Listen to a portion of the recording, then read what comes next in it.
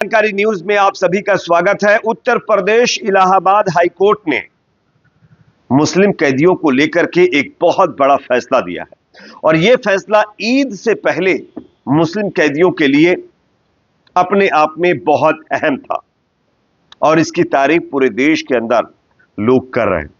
दरअसल इलाहाबाद हाईकोर्ट ने ऐसा क्या फैसला दिया है ईद से पहले मुस्लिम कैदियों को लेकर, इसके बारे में आगे हम आपको बताएंगे। साथ ही साथ दो और बड़ी खबरें हम आपके सामने रखेंगे।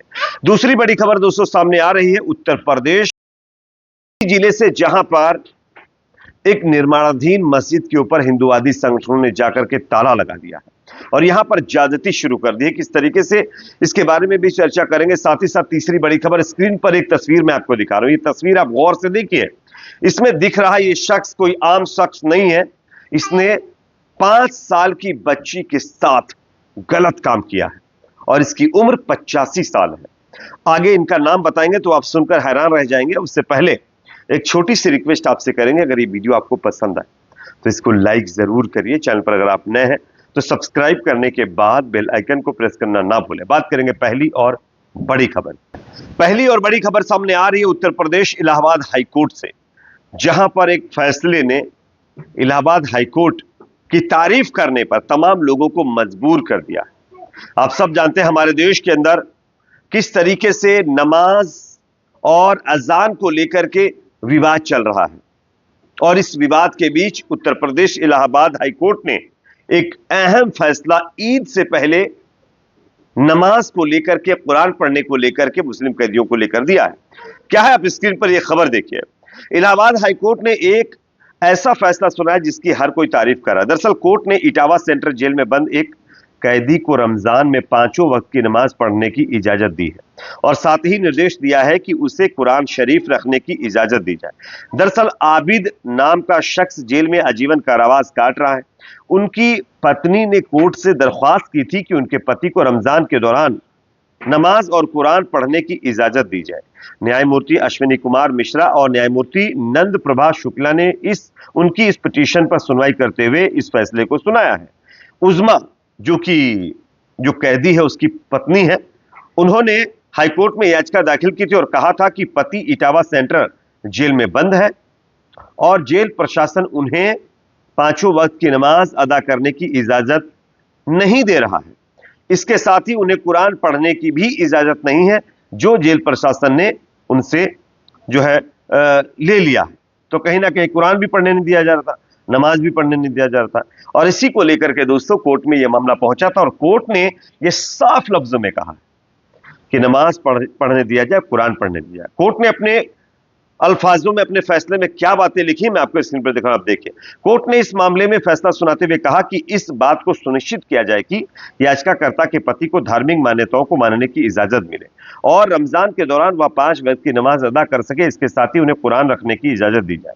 कैदी 2005 में हुई हत्या के मामले में उम्र कैद की सजा काट रहा है। आपको बता दें कि इस्लाम में और खासकर मुस्लिम समुदाय में रमजान का महीना बहुत ही पाक और मुकद्दस महीना होता है और इस महीने में इबादत का जो एक तरीके से सिलसिला है वो लगातार जारी है और इसमें काफी बढ़ोतरी भी होती है और इसी के तहत जो है ये मामला हाईकोर्ट पहुंचा था और हाईकोर्ट ने इस पर सुनवाई करते हुए ये बहुत ही काबिले तारीफ फैसला दिया है और ये फैसला अपने आप में बहुत अहम है दोस्तों और इसकी तारीफ पूरा देश कर रहा है। आपकी इस पर क्या राय है, कमेंट सेक्शन में आप अपनी राय को जरूर रखिए। अब बात करते हैं दूसरी बड़ी खबर की, जो कि सामने यहां पर आ रही है उत्तर प्रदेश के बस्ती से, जहां पर एक निर्माणाधीन मस्जिद के ऊपर हिंदुवादी संगठन के लोगों ने जाकर के ताला लगा दिया। इसके पीछे की वजह जो है वो मैं आपको स्क्रीन पर दिखा रहा हूं, आप देख सकते हैं। बस्ती निर्माणाधीन मस्जिद पर हिंदुवादियों ने ताला जड़ दिया है और उनका तर्क है, वो बोले हैं कि यह मस्जिद अवैध तरीके से बनाई जा रही है, इस पर बिल्डोजर चला जाए।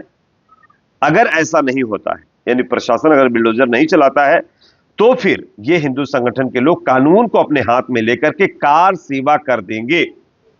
यानी खुलेआम आप देख सकते हैं फसाद फैलाने की कोशिश की जा रही, लोगों को भड़काने की कोशिश की जा रही है। अफसोस इन लोगों के खिलाफ कोई कार्रवाई नहीं की जाती है, वरना इनके हौसले इतने बुलंद ना होते। आज देश के अंदर एक ट्रेंड चला हुआ है कि आप किसी भी मस्जिद के अंदर मंदिर ढूंढ लीजिए, किसी भी मस्जिद को अवैध बता दीजिए, उसके बाद उस पर विवाद खड़ा कर दीजिए।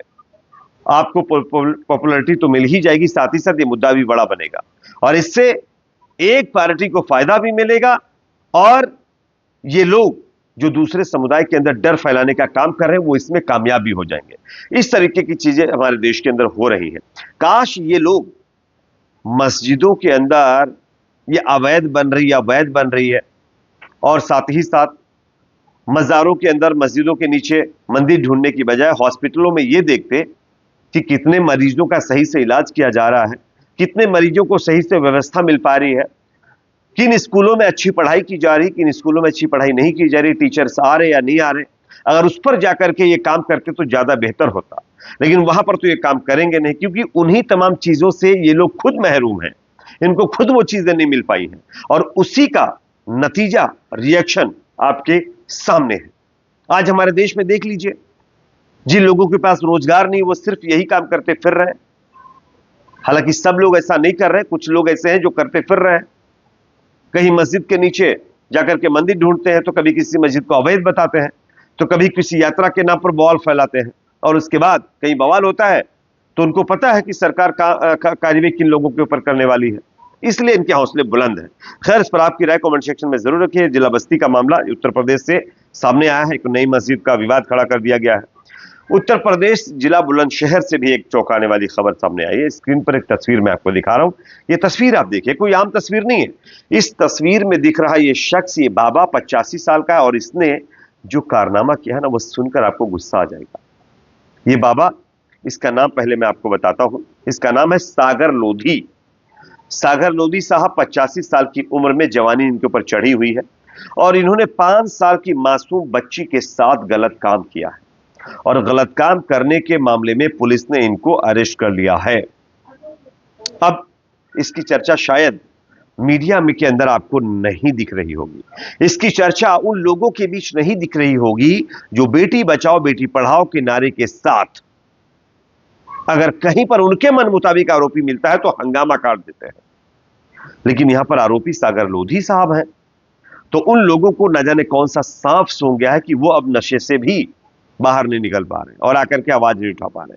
बेटी बचाओ बेटी पढ़ाओ का नारा देने वाली सरकार से आप क्या उम्मीद करेंगे? वो सिर्फ मीडिया में बैठकर और अखबारों में बड़े बड़े मतलब जो है एडवर्टाइजमेंट करवाते हैं। जमीन पर अगर काम की बात कर लीजिए तो काम बहुत कम आपको देखने को मिलता है। खैर, इन तमाम खबरों के बारे में आपकी अपनी राय कमेंट सेक्शन में आप लोग जरूर रखिए। अगर ये वीडियो आपको पसंद आया हो तो प्लीज इसको लाइक करिए, शेयर करिए। चैनल पर अगर आप नए हैं तो सब्सक्राइब करने के बाद बेल आइकन को प्रेस करना ना भूलें। आज के लिए इतना ही दोस्तों, मिलते हैं कुछ और खबरों के साथ।